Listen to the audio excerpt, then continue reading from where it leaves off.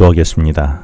하나님 아버지, 이 아침에 제게 보여주시는 주님의 얼굴을 묵상하는 말씀을 통하여 주님의 얼굴을 보게 해 주시옵소서. 예수님 이름으로 기도합니다. 오늘 묵상할 말씀은 사도행전 27장 30절로 32절 말씀입니다.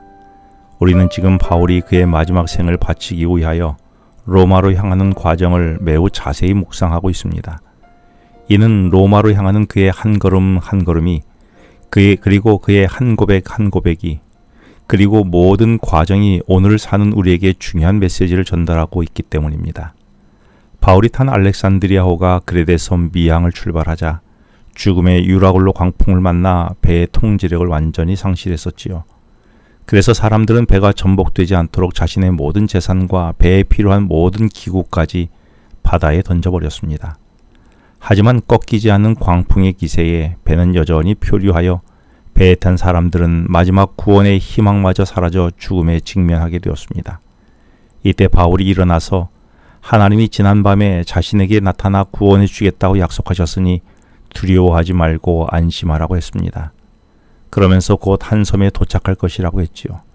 이 믿음에 선원들은 바다의 깊이를 2번이나 재었고 칠흑 같은 어두움 속에서 그들의 믿음은 육지가 가까워지는 소리를 듣게 되었습니다. 그래서 배가 암초에 걸리지 않도록 4개의 닻을 내려 배를 정박시켰지요. 그리고 밝은 새 아침이 오기를 고대하며 기도했습니다. 죽을 고비에 있던 사람들이 육지에 다다라 살 희망을 고대하며 기도하는 이 장면을 만일 화가가 그려낼 수 있다면 매우 감동적인 그림이 될 것이었습니다. 근데 오늘 본문이 시작하는 30절에서 대반전이 일어납니다. 이는 사공들이 도망하고자 하여 이물에서 닻을 내리는 채하고 슬그머니 거룻배를 바다에 내려놓은 것입니다. 이렇게 하여 자기들끼리만 쪽배를 타고 도망치려는 것이었지요. 이들은 죽음의 유라굴로 광풍 속에서 이제는 죽었다고 생각했다가 바울의 확신에 찬 선포로 이제는 살 수 있다는 희망이 현실화되자 새날이 되기를 고대하며 기도했었습니다. 그런데 이 감격의 순간은 잠깐이었지요. 아직 광풍이 잦아든 것도 아니고 날이 밝아졌어도 수많은 변수들이 발생할 수도 있는 상황이었습니다. 그러나 지금 배에는 276명이 타고 있었지요. 만일 배가 암초에라도 걸린다면 모두가 무사히 육지에 오를 수 있다는 보장도 없었습니다. 그렇다면 이 상황 속에서 확실하게 살아남는 길은 날이 밝기 전에 선원들이 자기들끼리만이라도 거룻배를 타고 도망치는 수밖에 없었습니다. 그래서 아직 사방이 캄캄한 틈을 타서 뱃머리로와 닻을 내리는 척하며 사실은 조그만 구명정을 내리고 있었던 것입니다.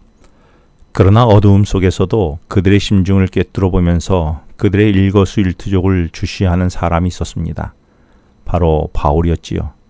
그래서 바울은 31절에서 백부장과 군인들에게 이르기를 이 사공들이 자기를 살겠다고 모두 도망하여 배에 있지 아니하면 너희가 구원을 얻지 못하리라고 했습니다. 하나님은 바울을 그분의 종과 증인으로 세워서 바울을 황제가 있는 로마의 법정에 세우실 것이었습니다. 그래서 바울이 황제의 법정에 서기까지는 하나님께서 어떻게든 자신을 책임져 주실 것이었습니다. 그러나 다른 선원들과 승객들은 처지가 달랐지요. 그들은 스스로의 생명을 보존해야 한다고 생각했습니다. 그래서 선원들은 스스로의 생명을 지키기 위하여 작은 거룻배를 타고 도망치려고 했고 승객들도 살기 위해서 날이 새면 배를 조심히 육지 가까이로 선원들이 접안시켜 주기를 원했습니다. 그리고 겨울이 나기까지 광풍으로 파손된 배도 수리해야 할 것이었습니다. 그런데 선원들이 먼저 도망쳐버리면 배에 대해 문외한인 승객들은 육지를 가까이 두고도 가만히 앉아 죽을 수밖에 없었던 것입니다.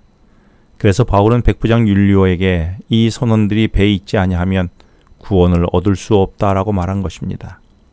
그리고 32절에서 바울의 말을 들은 군인들이 몰래 도망치려던 선원들이 탄 거룻배의 줄을 끊어 떼어버리니라 라고 했습니다.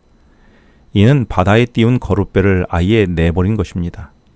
이렇게 하여 자기들끼리만 도망치려던 선원들의 계획은 수포로 돌아가게 되었지요. 사실 승객들은 백삭을 지불하고 배를 탔으며 선원들은 그 돈을 받아 승객을 목적지까지 안전하게 운송할 책임이 있었습니다. 이것은 선원들이 지켜야 할 기본 직업 윤리였지요. 그런데 알렉산드리아 배에는 276명이 승선해 있었는데 이들을 안전하게 육지로 인도해야 할 선원들이 자기들끼리만 살려고 도망치려 했던 것입니다. 43절로 44절에 의하면 알렉산드리아 배는 멜리데 섬 해안에 자초되었고 백부장은 사람들로 하여금 헤엄을 치거나 파손된 배 조각을 붙잡고 섬에 상륙하게 했습니다. 이 사실을 미루어 볼 때에 승객을 마땅히 안전하게 책임져야 할 선원들이 거룻배를 타고 자기들끼리만 살겠다고 도망친 것은 살인 행위와 같은 이기적이고 한심한 일이었습니다. 그렇다면 오늘 내가 마땅히 책임져야 할 승객은 누구입니까?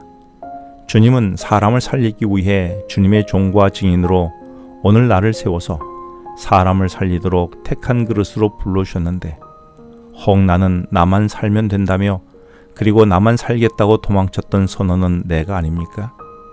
오늘 주님은 내게 누구를 맡기셨을까요? 오늘 그를 주님의 나라로 구원받도록 섬기는 오늘의 내가 되면 어떻겠습니까? 기도하겠습니다.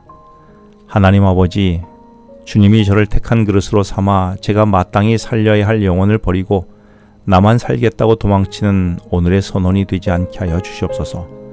예수님 이름으로 기도합니다. 지금은 개인 기도 시간입니다. 오늘 주신 말씀을 묵상하면서 주어진 기도 제목과 개인 기도 제목을 놓고 기도하시겠습니다.